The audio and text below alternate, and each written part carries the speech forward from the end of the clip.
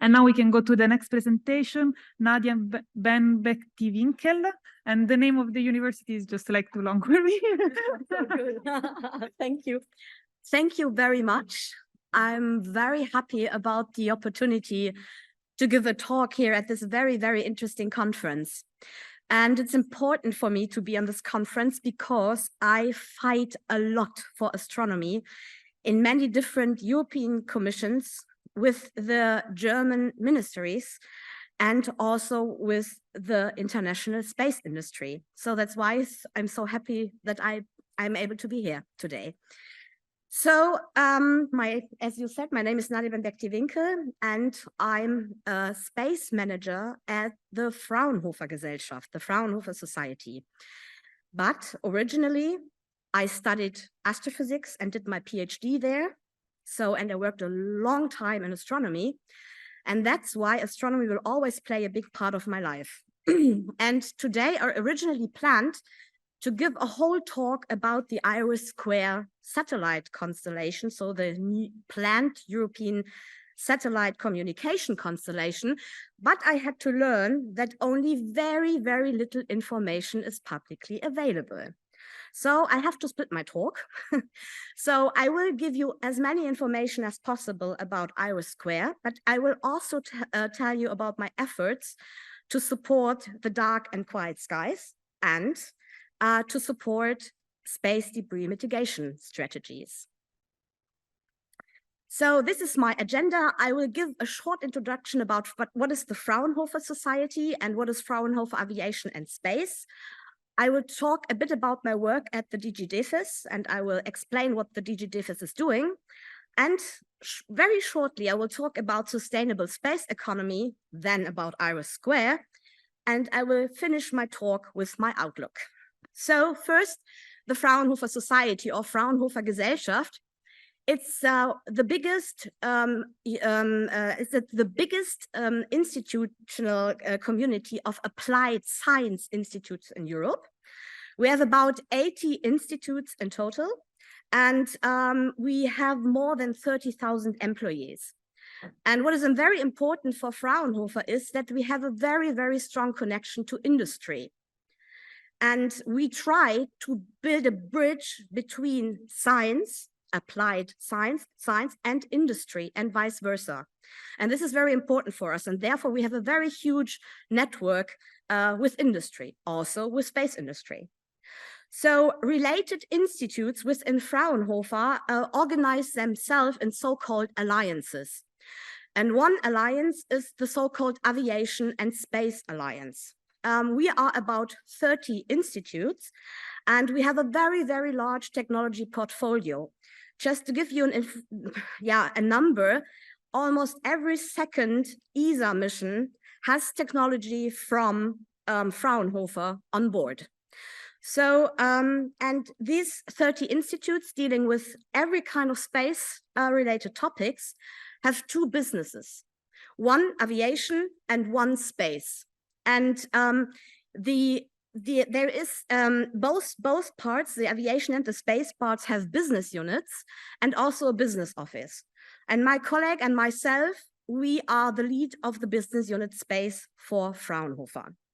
So what are we? We are a central point of contact for research and technology organization, but also for industry, as I said. And we organize all the space-related Fraunhofer institutes. And what is the most important task for us is to do a systematic technology transfer between science, applied science, and industry. It is so necessary to build a bridge between these two worlds and how to learn how to communicate with each other. And on the other hand, we do a transfer from space technologies to non-space technologies and vice versa. What can we learn from each other and how can we work together? So because I do not have so much time, as I learned today, these are a few examples of our technology portfolio of the 30 institutes. And if you are interested to learn more about these topics and a lot more within Fraunhofer, please contact me whenever you want, today or tomorrow.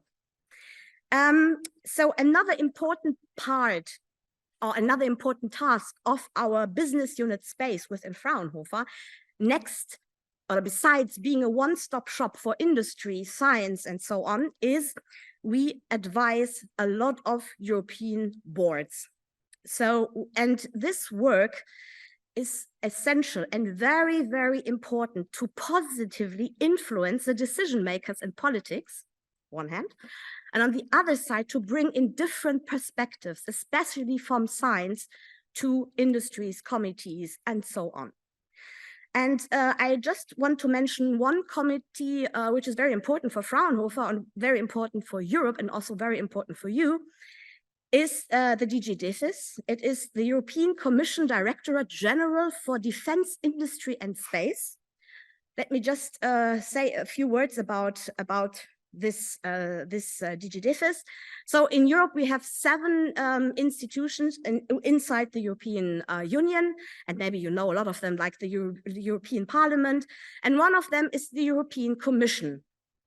And the European Commission has 55 directorates general, and one, a very new one, is the DG DEFIS, the Defense Industry and Space Directorate.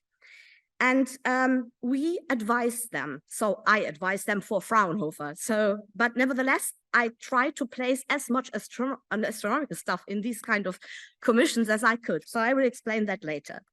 So the DG DEFIS, as I said, they have 2 tasks: defense industry on the one side and space on the other side. And the DG DEFIS is a very new committee. It started in 2020, and the boss, or the head, is in the moment Thierry Breton. He's a French, the French European Commissioner for Internal Market.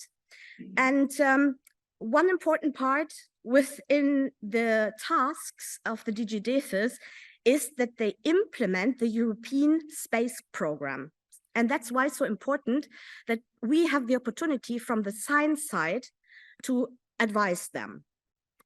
So what are the objectives? I will not go through all the objectives due to the lack of time, but what is, I think, important for you are the four first points: promoting a strong and innovative space industry, and I will come to that later; maintaining the EU's autonomous, reliable, and cost-effective access to space; promote and further develop European space situational awareness activities; and what is very important for you, implementing the future space programs. So maybe some of you think, why is this important for astronomy? It is very important for astronomy. They are the decision makers for Europe.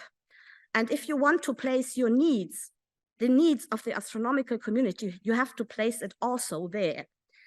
So I have to explain a bit what we are doing there. So the DG DEFIS has expert groups for defense, for aviation, and for space. And we all advise, we are all in these different expert groups, and Fraunhofer or myself advise these expert groups for the science tasks. So what are we doing? We try to help the DG DEFIS to develop and implement measures which are relevant to aerospace and defense industries. And typical topics we are discussing there are, for example, like critical technologies or critical raw materials, supply chain vulnerabilities, strategic research and innovation agenda, and so on. So what is the most important thing is that to facilitate the cooperation between the Commission and the stakeholders from science, from industry, from everywhere, to address all these points, the implementation of the Union's legislation, programs, and policies which are relevant to the aerospace and defense industries. So this is what we do, and it is very important for us to do that. And one important point which came up within the last months, or let's say a few years, is the sustainable space ecosystem. I know that the word sustainability is a typical buzzword, but for us, it was the chance to bring in the point of space debris mitigation strategies, and also the protection of astronomy. So now the protection of astronomy, the protection of the dark and quiet sky is a discussion point which in DGDIF is. And this was just possible because suddenly everyone wants to be sustainable. Also the European Commission. But now it is there, it's a topic, it's in the document. And we try to fight for that and it's working. So, and it's not only in the DGDIF. We learned from Jan yesterday that I have to say that the ESA is very, I don't know where he is. Jan, can you, yeah, he's over there. So we work closely together with the ESA on this zero debris approach and also the zero debris charter. I think also Jan mentioned that. And it was a pleasure to work with them. It was very innovative and very open. And also there, astronomy finds a place. The guarantee the guarantee for the dark and the quiet skies. So I think this is wonderful for astronomy. And what is also maybe very interesting for us, for you, last week, we got a new national space strategy of the German federal government. And we, or myself, for Fraunhofer, worked a lot with the German ministries to write this strategy for the national space strategy. And we finally made it that there is a chapter 2.6, the sustainable and safe use of space and astronomy was mentioned there at many parts. Just let me cite one paragraph.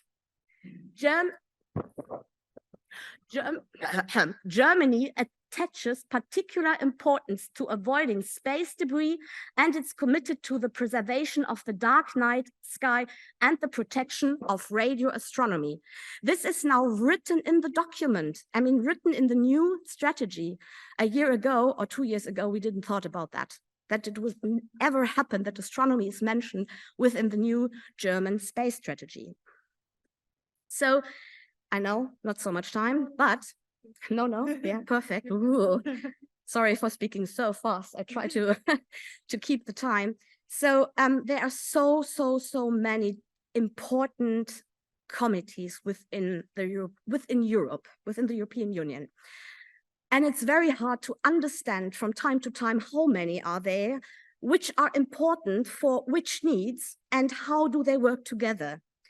And we work with a lot of different committees, with a lot of different ministries.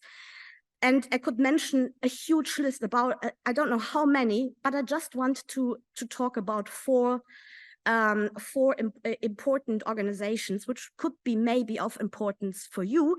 And the astronomical, or I strongly emphasize that the astronomical community should have them on their radar. The one is the EATO. It's a community of about 35 research and technology organizations, and they discuss all important, innovative technologies for Europe, and they also are decision and policy makers. And the OISPA, I think you know them very well, which is the European Union Agency for the Space Program.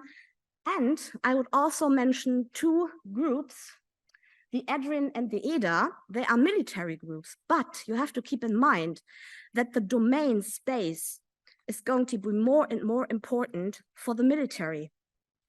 And the military, they plan to start a lot of new satellite constellation for their needs. And I strongly suggest to talk to them to talk to them about the needs of the astronomical community. They are quite open for doing that. I mean, I have the experience, we meet almost every second or third week, and they're very open for discussing these kind of things. They are not aware of that. They don't think about astronomy, but you have to talk to them to bring in this point. And why is this so important? Because they are the decision makers, they are the policy makers, they are the program managers, and they do the regulations. So as said in the early morning, talk to your ministries. If you want to change something, talk to these important committees. And since you can't talk to everyone, find people with a good network, and then they can talk for you. So if you are interested in getting in touch with any kind of these organizations within Europe, you can always contact me because we have a very good relationship to all of them. We have to. So the next few slides, as promised about IRIS². So first of all, I thought by myself, I know I'm working for the DG DEFIS in the expert groups. I know why the European Commission wanted to start its own communication constellation. But nevertheless, I thought about what is the main motivation. We have so many satellite constellations, and what is the motivation for the European Union to have an own satellite constellation? And you see here a lot of points: the sovereignty of a country, the support of the ground-based infrastructure, the strength the industrial and research landscape, and so on and so on. But I mean, the European Union has already more satellite constellations like Copernicus or Galileo or GovSatcom or EGNOS for navigation and Earth observation. So it was a natural consequence that they planned to get also a broadband communication constellation.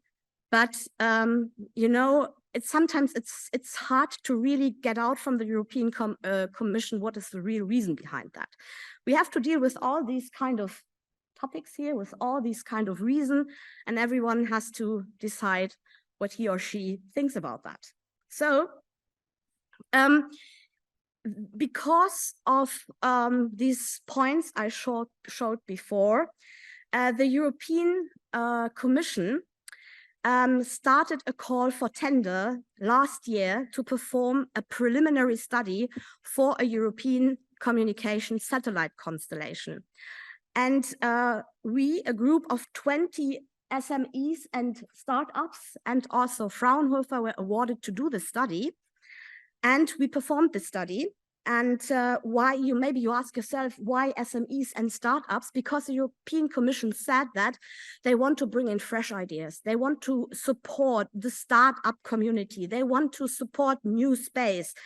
And they want to be fast. That's why this consortium is consistent of 20 SMEs and Fraunhofer. Why Fraunhofer? Because the European Commission said you have to take them into the boat as a neutral advisor. So we advise. We didn't help them with anything. We advised them. We did a state-of-the-art analysis of important scientific publications. We brought in expert knowledge from our 30 institutes. And what is maybe important for you, we wrote a whole document, I think more than 100 pages, for the European Commission about ELSA aspects. ELSA means ethical, legal, and social aspects.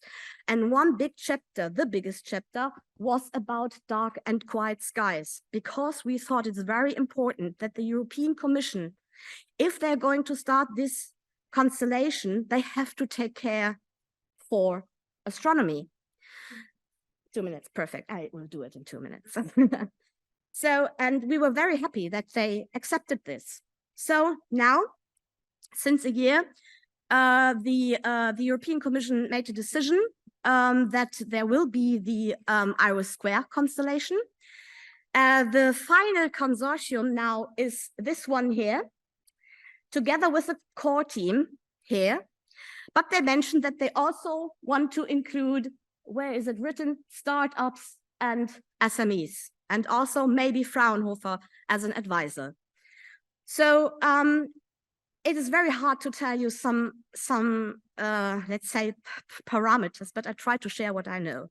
But first of that, I want to tell you that in the strategy of this European Commission, it's really written to the minimization of disruptive visual brightness. Not the radio astronomy is mentioned here, but at least in this slide, first slide here, it was written that they try to minimize the disruptive visual brightness for astronomy. So just to give you a few parameters, they are now in the moment planning 170 satellites, most of them located in the low Earth orbit, maybe complemented where appropriate by satellites in MEO and GEO. And they stated that they want to have the full service at the end of 2027. It's very ambitious, but this is what they said. And and I tried to find out some information I'm allowed to share about the frequencies. And maybe it's important or interesting for you to know that they have three services. And just for one service, we have an information about the frequency, which is the HeartGov service, which is the governmental authorized users based on governmental infrastructure with a very high level of security. And we know now that they already have, as written here, satellites filling from 2 member states, from France, this frequency regime here, and from Germany, this frequency regime here. I will later on share the slides with you. So, and if you have any further questions, you can always contact me. So I just want to 2 slides, and then I will just 3 challenges, I think, on the way of realizing the satellite constellation are these 3 challenges. This is my own opinion. It had nothing to do with Fraunhofer. But I think it's very hard to bring the satellites into orbit because the EU does not have enough launch capacity, as you maybe all know. In the moment, we strongly depend on SpaceX, and believe me, I mean, you know it, but our satellite constellations have not the highest priority on the list of SpaceX missions.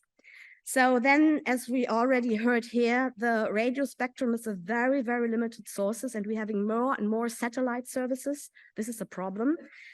And this very large consortium I introduced on the slide before, they must come to an agreement. And believe me, this is very hard. So my resume and outlook. So I could strongly emphasize that influence can be exerted on decisions through committee work. Sometimes it's boring, sometimes it's hard. You need a very long breath, but it's really, really good to be part of these communities. They are the decision makers. And the best thing is here to build up a very broad network with them, to spread out the tentacles and to be there and bring your points in. So then, as I mentioned, the interpretation of the different decision-making bodies within Europe and their interaction is quite complicated. You need almost a year or longer to understand that. And my last point is we already discussed this here the whole week. Binding regulations are urgently needed as soon as possible because to save the important space-based infrastructure, it is important, to save the sustainability of near-Earth objects and protect the dark and the quiet skies. Thank you very much, and thank you the organizers for this wonderful conference.